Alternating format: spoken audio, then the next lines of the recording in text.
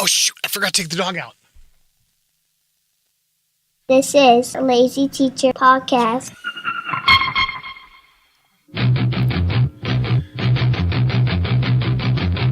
Welcome back to Lazy Teacher Podcast. My name is Brian Pulowski. This is episode 52, Jumpstart Your New Year.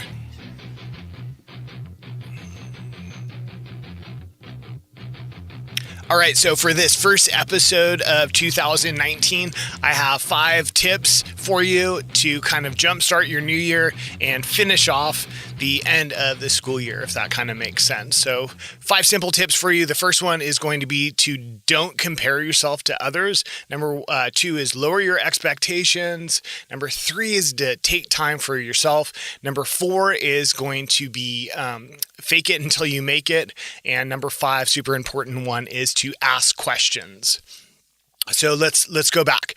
The first one is not to compare yourself to others. This is a super challenging one, but it's very important. I think what happens is, as teachers, we have friends, we have colleagues, and we're talking to them, and we go inside their classroom or whatever like that, and you're checking out their room environment, you're seeing their lesson plans, you're seeing what they did, maybe you're checking out their test results. It's super easy to compare yourself to other teachers or, other people. I mean, it's just natural, I suppose, right? I'm so guilty of this. My worst thing is room environment. I go into colleagues in my grade level, in other grade levels, and I see these just like dynamic classrooms are just like beautiful. And then I find myself thinking, well, I must be a horrible teacher because my classroom doesn't look like this, or I'm not doing it this way, or, maybe my test results weren't as high as the other teacher that, I'm teaching with. So it's easy, it's easy to get down on yourself when you compare yourself to others. But the problem with that is you're not seeing the flip side of it. And I'm guilty of this too, like I said, is you're not seeing other things that are going on in their life that maybe isn't going well, or maybe it's a facade. Let's take social media as a prime example. I'm almost ready to unfollow some teachers, not the ones that follow the show, but what happened was I thought that I was going to find all this motivation from following other kindergarten teachers back when I was teaching kindergarten, and I thought this is going to be awesome. I'm going to get some good ideas. But what happened is I just started to see all these perfect classrooms and perfect activities, and everything was super organized and colorful, and everything looked just amazing. So I started I almost felt bad, what's supposed to give me motivation ended up making me feel horrible, or not making me feel very good about myself. So that wasn't a good thing. You're supposed to get inspiration from some of these social media sites or social media posters or whatever. And I'm not. What happened is I start thinking to myself, I'm not as good as these other teachers. Maybe I don't like the career. Maybe this isn't for me, because look at all these great things that other teachers are doing and I'm not doing it. So what was supposed to be inspiration ended up giving me a little bit of depression, certainly last year. And that's not healthy. That's not good at all. So, that's going to be my first tip. Jump into this brand new school year, 2019, finishing off the school year. I want you to not compare yourself to others, because you're not seeing the flip side. You're not seeing the other things that are going on. You're not seeing the, 30 shots that they might have taken just to get that perfect angle for what they were wearing to school that day, or what their classroom looked like, or how many times they had to ask their kids, okay guys, everybody look actively engaged as they take a picture. I'm not saying everybody does that, but you do it. I do it for the show. Sometimes I want things to look just perfect for my post. And is it reality? It is. But did I, capture it at the exact perfect time? Not necessarily. I kind of created that atmosphere that I wanted you guys to see, and I don't think that's a secret. I think we all do that. So don't compare yourself to others, because you're not seeing the whole story there, and everybody has everybody has things that they're good at and things that they're maybe not so good at. And so you don't really want to focus on what you're struggling at. Think about the positive things. So definitely do not compare yourself to others. Number 2 would be to lower your expectations. As teachers, we set such high expectations of we want all of our students to be at advanced or proficient by this time. All this data tracking that we do, we put such high expectations on everything. I want my room environment to look this. I'm going to have grades done by this. I'm going to have student work posted all the time like this. And, nothing goes perfectly. Nothing is going to be awesome. You can't get down on yourself because this perfectly planned out lesson that you have and it didn't go well. Maybe the kids weren't engaged. Maybe they weren't 100% into it. Maybe they just weren't feeling it that day. There could be so many various reasons why something doesn't go that well for you that we need to lower expectations and understand that things are going to happen.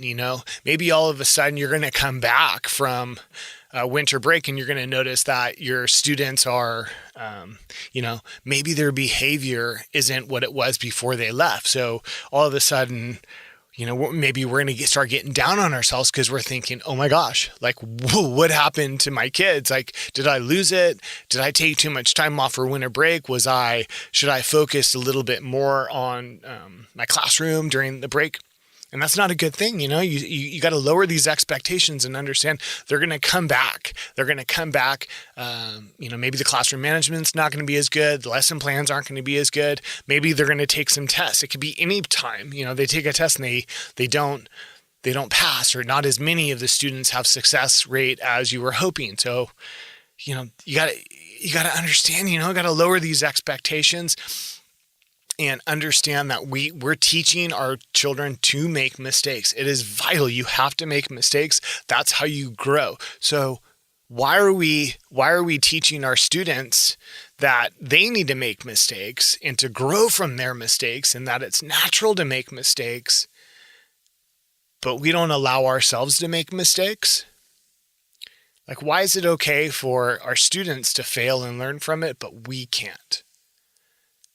So think about that. Understand that you're going to fail at lesson planning, classroom management, test results, working with colleagues, working with your team, not creating whatever you had to create for your team. You're going to fail at these things, and it's okay. Make that part of your expectation, and you're going to be happier. It's going to make it a lot easier for you, jumping into this new year to finish off the school year. Take time for yourself is number 3. If I preach anything on this show, it's take time for yourself. I think that we cannot make teaching our entire life. You have to have a personal life to be happy. You got to be happy. That's what it's all about. You can't be happy as a teacher if you're not happy with yourself personally. I think what it kind of comes down to, and I've thought about this a lot, I think what it comes down to is that, teachers as a person, we're nurturing. I think that's what gets us into the profession, is that we're a nurturing type of person. We like to take care of other people. We like to help other people. And that's what makes great teachers like us. But because we're so nurturing and we're always thinking about other people, we're not looking at ourselves. We're not thinking about ourselves. And that's what number 3 is all about, is take time for yourself. Find something that's going to make you happy. Books, yoga, exercising. I'm a huge advocate for physical fitness and moving your body and feeling healthy. It's going to make your mind happy too. So, enough on that. I preach about it all the time. Number 3, and I'm going to have to put this in every single list about being a happy teacher, would be take time for yourself. You definitely have to take time for yourself. And number 4 is fake it till you make it. Pretty simple, right? If you're feeling like our crummy teacher at the time, you just got to fake it, put on a happy smile, as they say. Get into your car as you drive to work, and you're like, I don't want to go to school today. I don't want to come back from a weekend, winter break, whatever the case is. Crank up some music that you like. Get in that mood and fake it. Put on a smile. Think of something that's going to make you laugh. Laugh a little bit. Because really what it is it's a mindset. You have to change your mindset and kind of switch it. if you fake it constantly, when you're not feeling like a good teacher, as long as you're faking it, your mindset's going to go, okay, this is the norm. This is the natural. This is what I need to be like. And it's just going to make it a lot easier for you. And you are genuinely going to feel like that very quickly, because it's like, it's similar to depression. When you get down on yourself, you get lower and lower and lower, the more you think about how bad things are. I'm a bad teacher, bad in test results.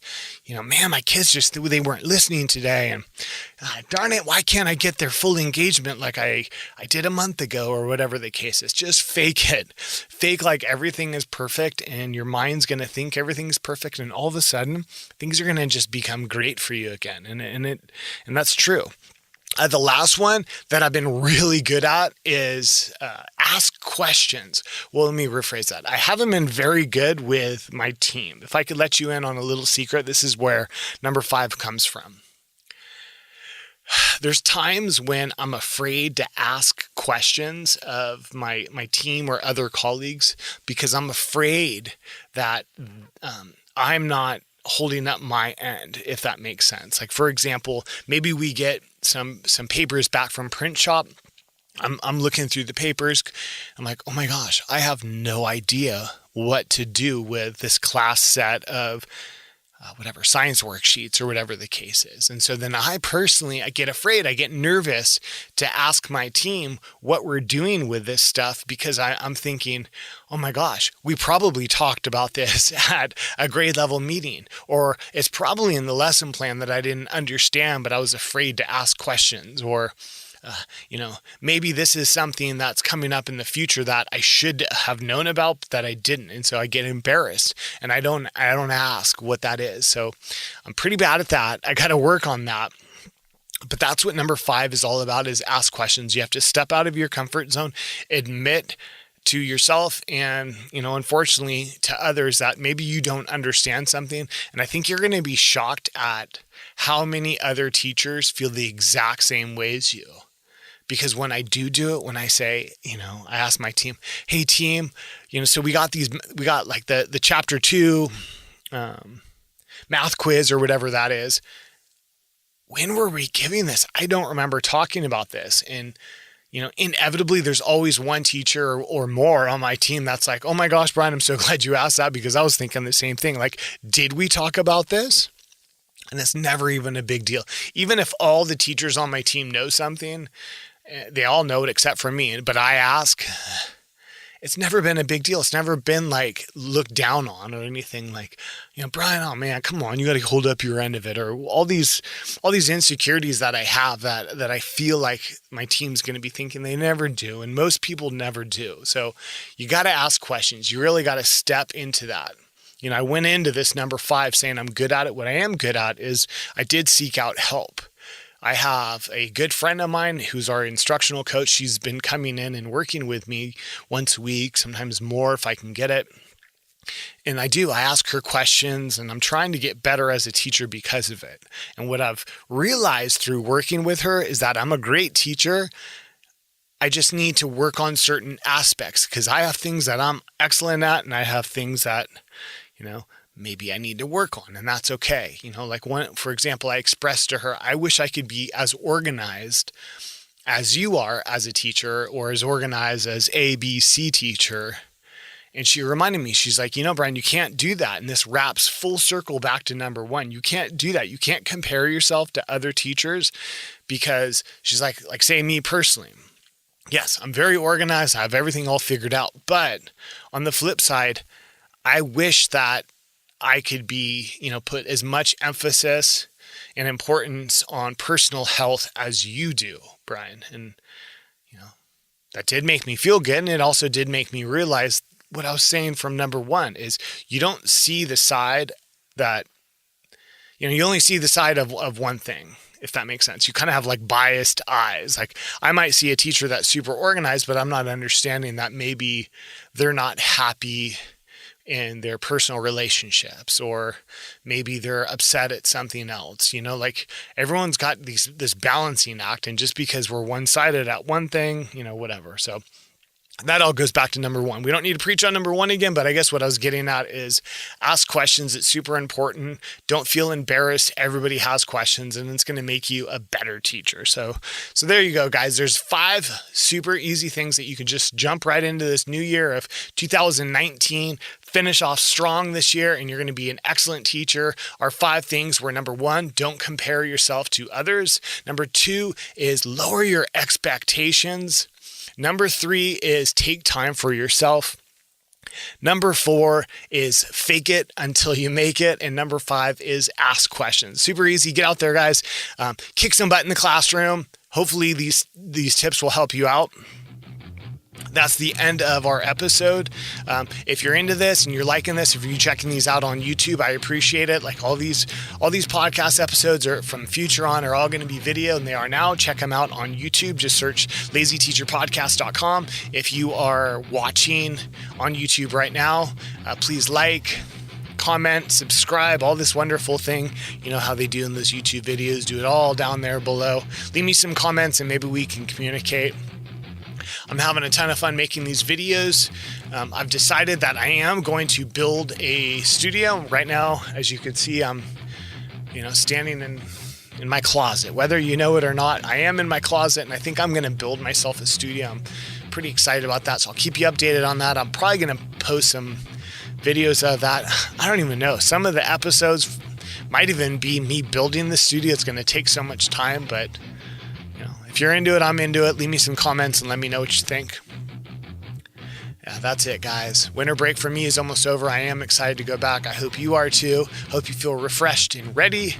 And I appreciate you guys checking in with this show. That's all I got for you. This is the absolute tail end. I hope you got what you came for. See ya!